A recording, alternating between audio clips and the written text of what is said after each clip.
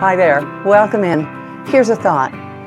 There's a lot of things we wish we could have done differently, but if you spend too much of your life trying to change the past, your biggest regret will be that you spent your life wishing to change a done past when you could have been changing an unwritten present and future.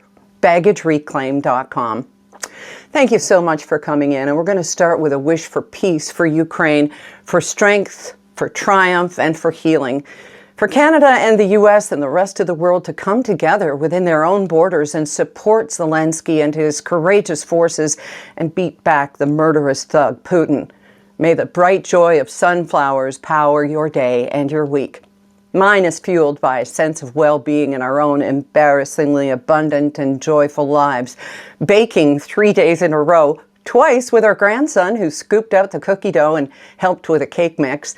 An angel food cake with money tucked into waxed paper packets inside for Lauren's birthday. I don't know why I didn't think of angel food before, but now every time we serve a cake for dessert, little Jane insists on candles and blowing them out after singing happy birthday to her. Jane, we're gonna need more candles. Our hearts were also boosted by a small gathering of 6 friends yesterday to catch up and share some laughter. My glass was filled with alcohol-free wine, as it has been now in some form or another, actually more often than not tonic water, for 1,002 days. Yeah, Saturday marked 1,000 days since I finished that last half bottle of real wine I had carefully measured out as I chose to quit just a few weeks before entering 7 weeks in rehab. I haven't told you much about those weeks, and I'm sure some people have questions. I'm not exactly sure why I went, except I needed help not with the drinking, but the whys of it.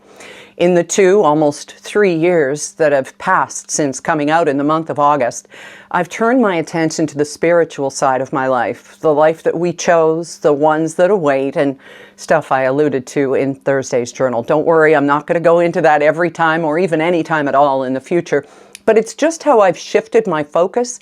Sobriety has allowed that. Sobriety has let me read and read at night till 2 a.m. I've got no fewer than 3 books on the go right now, 2 about spirituality and a 3rd a murder mystery. I set out on Facebook last week to collect people's recommendations. There are a whole lot of great ones just waiting to be downloaded into my Kindle. Sobriety has let me write more, and a new story, The Big Bad Wolf Visits Piggy's Cove, drops tomorrow on Drift for free. We're almost at our month's end of all listens contributing to redcross.ca through our sponsor, Envy Pillow, by the way. So give it a listen, do good while enjoying great stories, won't you? Sobriety has let me wake up without the remorse and terror of what I might have said, done, or even put on social media when my filters were soggy and my basket all out of dams to give.